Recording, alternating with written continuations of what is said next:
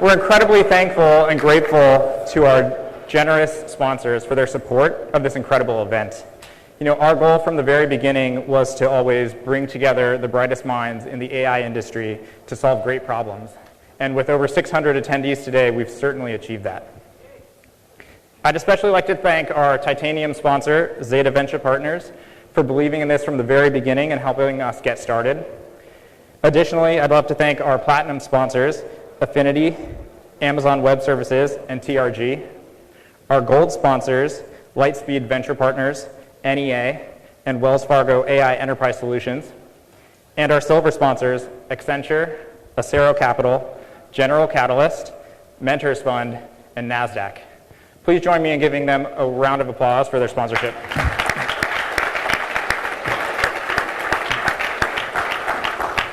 And outside in the expo area, if you haven't already looked at it, there's some great booths from our sponsors that have amazing swag and lots of great things to look at, so please check it out before the end of the day.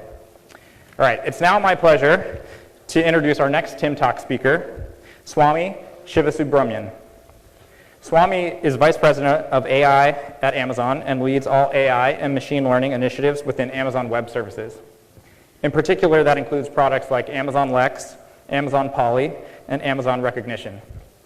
Prior to this work, he was GM of NoSQL database services and analytics at AWS, where he built large-scale cloud computing platforms. Swami is one of the main authors of the Amazon Dynamo paper, along with Amazon CTO Werner Vogels. This paper was published in SOSP 2007 and became the foundation for several other NoSQL stores. Swami holds more than 150 patents, and he has more than 20 pending patent applications. Please welcome Swami to the stage.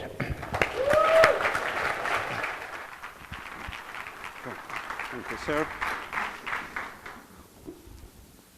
All right. Hello, everyone. So I had the job of giving the first talk after lunch, so I should try to be very brisk. Anyway, so just to kick things off, so when I was asked to give a talk about future of AI, so what does it mean, actually? Where will we go from here? Because AI is pretty much all the buzz everywhere. So, and if anybody says, I'm using deep learning for something, that means you have solved all the problems that haven't even been solved yet. So now let's look at what does it mean to demystify this space. So I'm starting with the customary definition of what artificial intelligence is, just to kind of baseline. So this is, I claim no credit, it's a standard definition picked out of Wikipedia. So any AI system is a system or service that performs tasks that usually require human intelligence, either to see or speak or hear, understand, translate, reason, and so forth. So what does that actually mean for something like Amazon? In Amazon, we have like thousands of people working on various AI technologies. Before, we used to call them AI. So right from like when you're clicking, ship me something. When you click that button, you actually get an order entered into Amazon.com e-commerce platform. And one of those orders is actually fulfilled by a robot using computer vision and deep learning technologies, which moves the package and hands it off to somebody who does the packaging. So we've been using it for fulfillment and logistics, and we have been using it for search and discovery. So right from around 1996, this was 20 years ago, or I guess 21 years ago, we used to do machine learning driven recommendation systems for what books to read for our customers when we had probably less than 1 million books. And we have been using machine learning systems to improve existing products, like Amazon Instant Video. This is a system which uses computer vision deep learning to augment. For instance, I don't know how many of you have seen the X-ray feature, where you can freeze any frame and find out who are all the actors in a given frame, and then get some more background information around it. All these are automatically done at any given frame using, again, computer vision techniques. And the final one is new products. I mean, the promise of AI is not just to actually make existing things a little better. It can potentially create new experiences that were not possible before. So one of them is Amazon Echo, or we call it Alexa. So Alexa uses state-of-the-art automatic speech recognition and natural language understanding. In a plain speak, it is that we can understand what a person talks to the device from speech form. So in my house, my 2-year-old daughter, she knows 3 words, or rather she now knows more, but she calls 3 people in the home, Mom, Dad, and Alexa. She just walks up to everything. She just walks up to everything and says, Alexa, turn on TV. And if it doesn't turn on, she looks at me saying, like, what's wrong with you? Why is this not Alexa-fied? So that's the world we live in. I mean, we live in a world where we expect, a certain level of basic intelligence that exists. Again, I'm using the word basic because there is a lot more remarkable things that can be coming. The other one is Amazon Go. I pick up my lunch maybe like once or twice a week here. So Amazon Go is an checkout-less retail store experience. This is something where this is a store like this where you walk in and just scan your mobile phone as you enter, and then pick stuff as you actually walk along what you like. And then at some point, if you change your mind and you say, hey, Swami, you probably shouldn't be eating a cheesecake, then put it back. You're not going to get charged for stuff you put it back.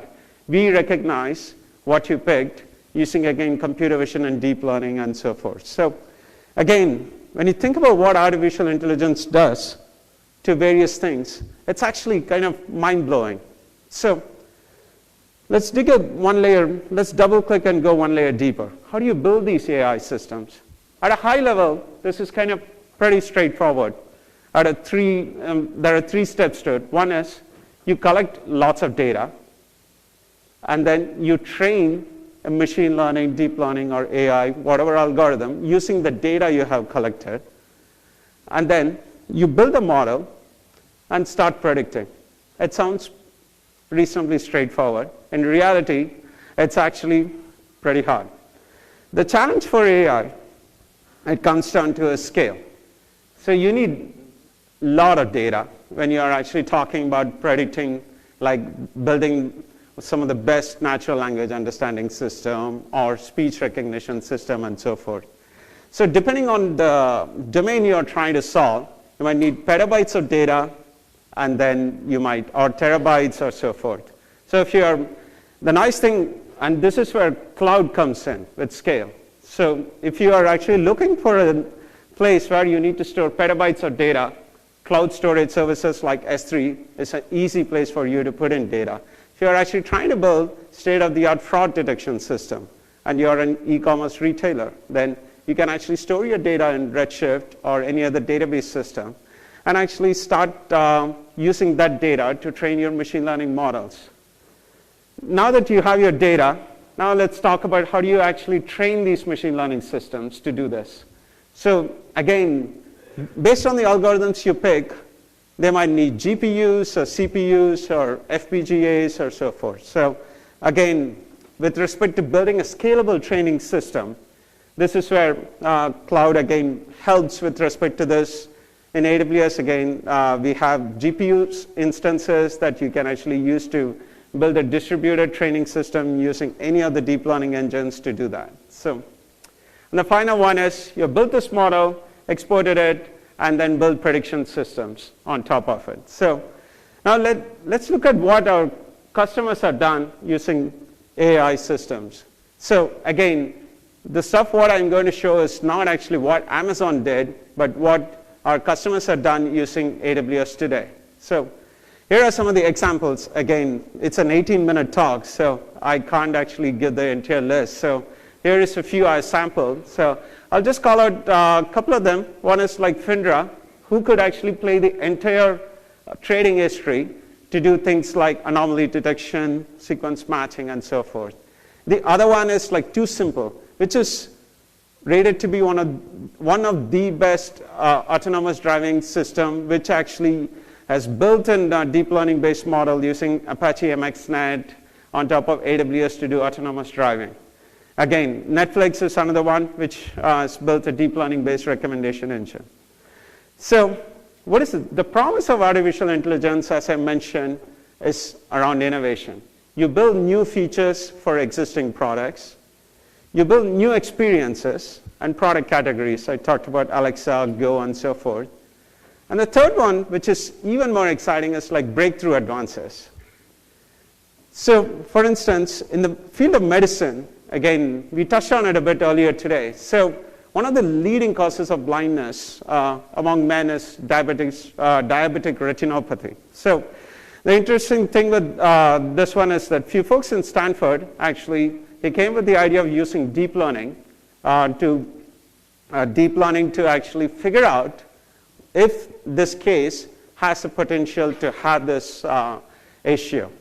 The nice thing about this use case is that if you detect it early, you can actually save the eyesight early on. So this is an example where it is super hard for a doctor to spot it on just a manual scale, whereas using this as an assisting technology, they will be able to figure out which one should I take a second look.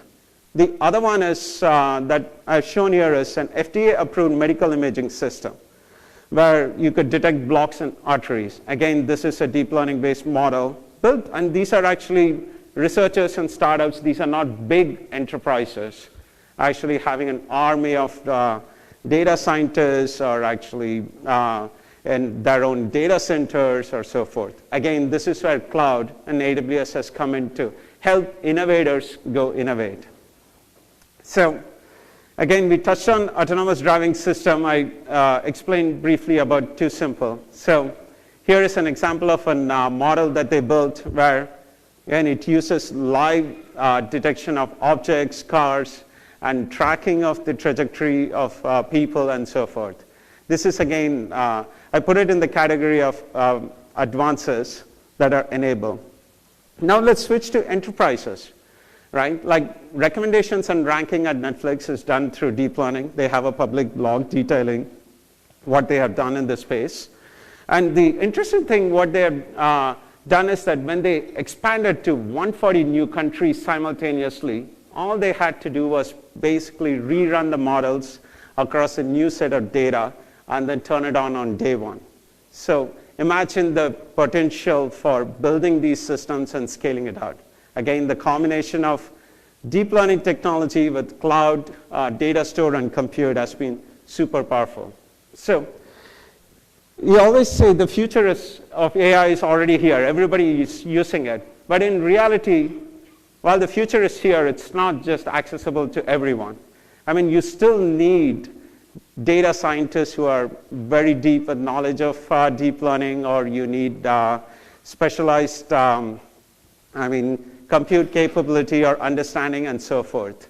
So this is where Amazon AI comes in. So the goal with Amazon AI is kind of like what AWS did with IT industry. So which is to make it easy for people to consume these technologies in a utility fashion. The same way, we want to make all these AI technologies accessible, kind of democratize AI for various layers.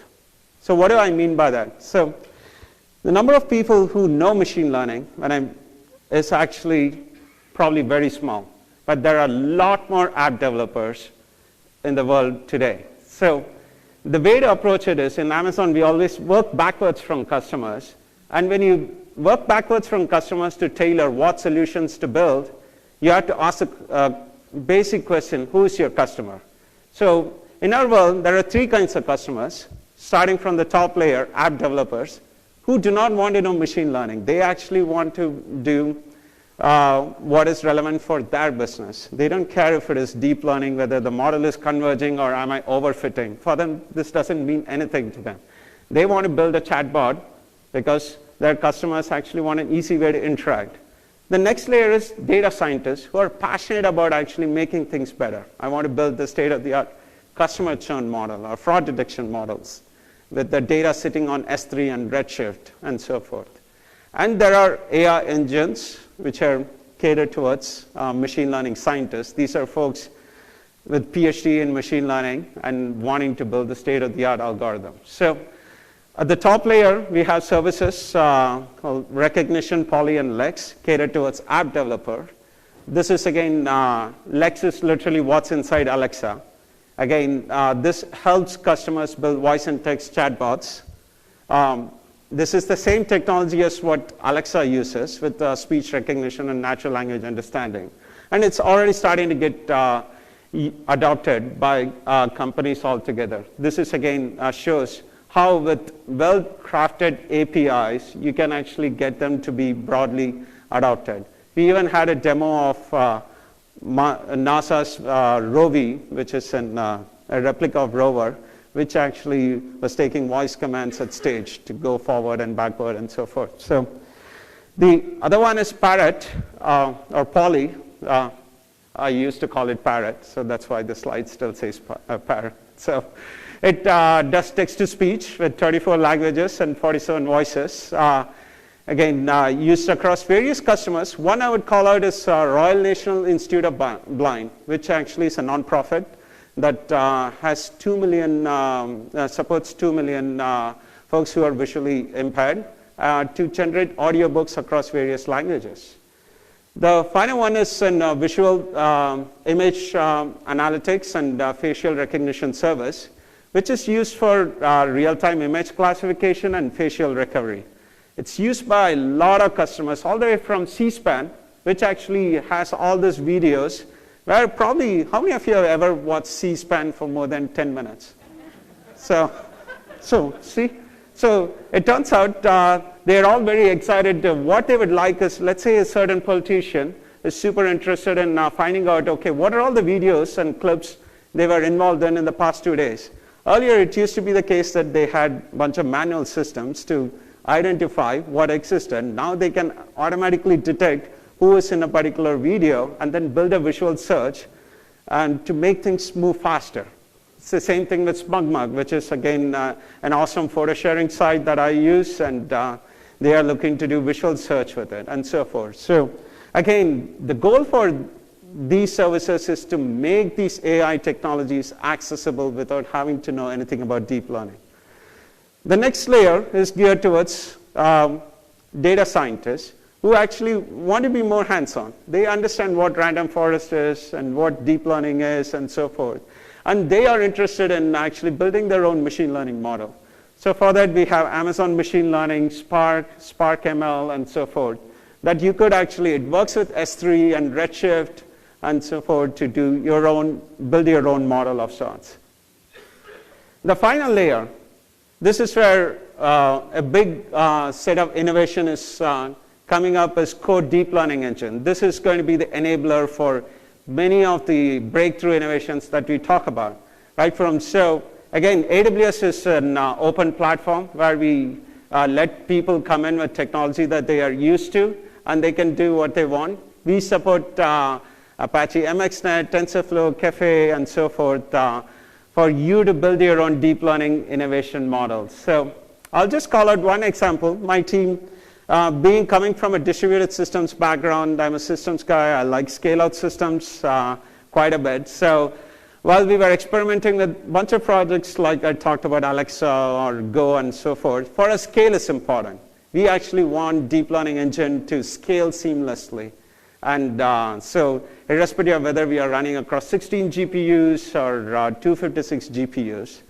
So one of the things we made our team do, and the reason we have invested heavily in MXNet is because it actually has amazing efficiency with respect to being as good as IDEA. So with that, I'm going to stop. So when you're thinking about building intelligent systems, I mean, with the help of cloud, you'll be able to not only store the data that is needed for these systems, but you can train them, build inference in the cloud or at the edge. And with Amazon AI, we are hoping to continue to democratize AI so that it's easy for you to innovate and build amazing products that we have been talking about all day. Thank you.